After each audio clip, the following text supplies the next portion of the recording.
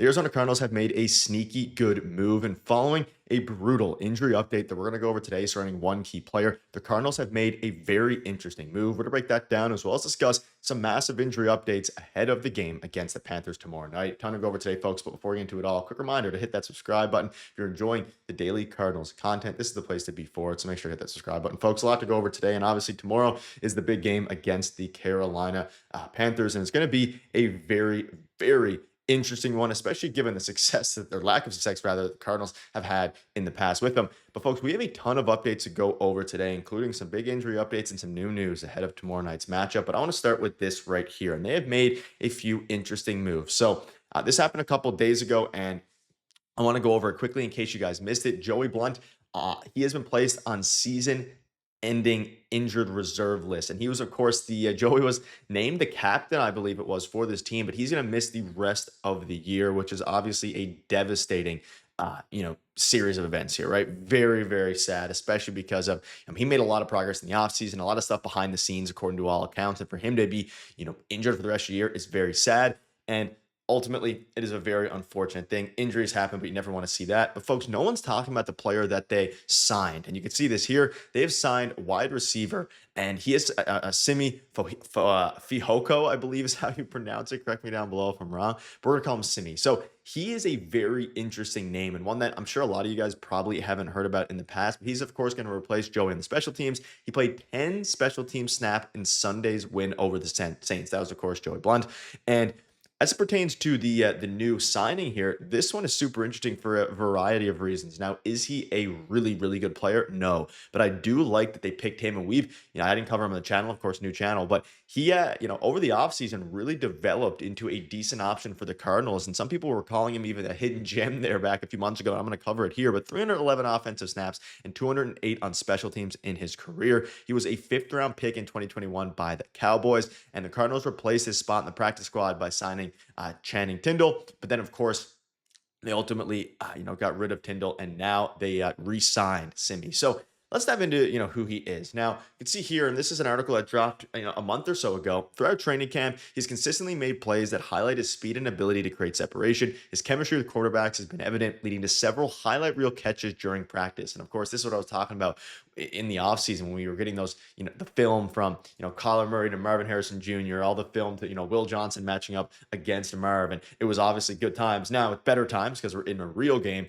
But it is super interesting. And this article a month ago, looking ahead, with the regular season on the horizon, his one-year deal offers him a chance to not only showcase his talent, but also to secure a long-term future in the NFL. And I do want to be clear again, this is a special teams wide receiver. There's basically no world where he gets offensive snaps, from like Kyler or anything like that, because of the fact that they have Greg Dortch, they have Michael Wilson, they have Marvin Harrison Jr., and Trey McBride, who takes up the vast majority of the of receptions. But as he sees his opportunity, his journey from a free agent signing to a pivotal player could be one of the under the radar stories this season. And now they elevated him from the practice squad, and it makes things even more interesting. Here are his career stats. Obviously, last year put up 106 yards as a special teamer. Like, pretty good year for a Chargers team that was trying to compete, right? And drafted by the Cowboys, didn't do too much over there. So it's a good storyline in a sad storyline. Obviously, for Joey, for him to be out for the rest of the year, recently named captain, was very sad. But for them to, give another guy an opportunity, and someone who's been around the team for a while, at least for the past year, not a while, but for the past year, and can be that hidden gem, hopefully, starting tomorrow, could be, it is an interesting storyline nonetheless. Let me know what your thoughts are, and if you've been kind of keeping up with Fihoko over here. And let me know if I'm pronouncing that right. I believe I searched up the pronunciation properly, but, could always be wrong. Now, quick note to kind of put a wrap on Joey Blount here. Head coach Jonathan Gannon told reporters in his Wednesday press conference that he's out for the year, and he was in a neck brace after Sunday's win. He played on Sunday. He was on the field for 10 special team snaps. So as it pertains to actually like on the field product, that's unfortunate as well. So best wishes to him. Now, a couple of things I want to go over here, ladies and gentlemen, because the big game starts tomorrow. Again, you're without Joey Blount, who quickly, he's under contract through 2026. So he'll be back next season. So for those that are big fans of him, there it is. Now, let's dive into a couple other things here. Tomorrow, It's obviously a big game, and I want to preview it a little bit and kind of dive into some of the some of the updates that we have and some massive injury updates. So we know in the past the Panthers have dominated the Cardinals head to head, and the unfortunate reality is with these huge injury updates, Tip Ryman, I covered it yesterday, is out. Cody Simon is out. Will Hernandez is questionable, and Blake Gillikin is questionable. And obviously Gillikin being the punter, hopefully he's okay. I mean, that's something that now with the new rules, obviously touchbacks, you start at the 35-yard line. It is a rough. You always want to have your punter there. It is going to be very interesting to see. Now, hopefully, Will Hernandez and Blake Gillikin are good to go. As it pertains to Ryman and Cody Simon, especially Tip Ryman, we know I covered it in yesterday's video. Like he helps the run game immensely. They run that multi-tight end set that opens up the run game for James Conner, and now Trey Benson, who has started to kind of develop into a pretty decent running back here. A really pretty rough year last year. A lot of vertical runs that just didn't go anywhere. Looked a lot more dynamic in last week's game against the Saints.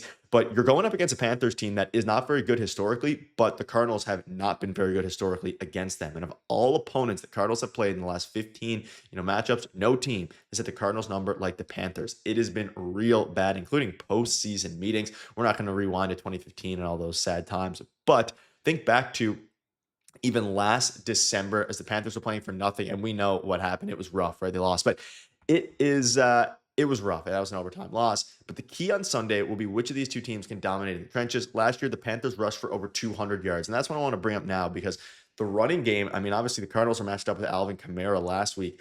They struggled a little bit. Now they started to get a bit better towards the second half of that game, and ultimately they won. And the second half was way worse than the first half for them, defensively and offensively, really. But they started. Alvin Kamara didn't have a crazy explosive game. Obviously, got the touchdown early. They're going to need to really, really lock in on the run game, both offensively as well. They didn't do as much as I'm sure that Drew Petzing would have liked with the run game. Maybe they shy away from it a little bit with Tip Ryman out. Maybe they just, with what they're going to do is promote Elijah Higgins and hopefully have him be able to step up and fill right in. But they've been horrible historically against him. And I mean, we know it is the Panthers defense is not great in the run either. Obviously, they faced up against Travis Etienne last week and didn't do very good against that. James Conner's coming off a bit of a quiet game. I'm sure he wants to step up. Same with Trey Benson. So you can see here Trey Benson, James Conner, and Kyler Murray all in store. And we know following the game, it was a point of emphasis for Drew Petzing, for Jonathan Gannon to get Kyler Murray to scramble more, to rush the ball more, because we know, I mean, Kyler has his flaws. There's no doubt about it, but I still believe in him heavily. And obviously the outrage following the game was they won the game. Kyler didn't look great, all these different things.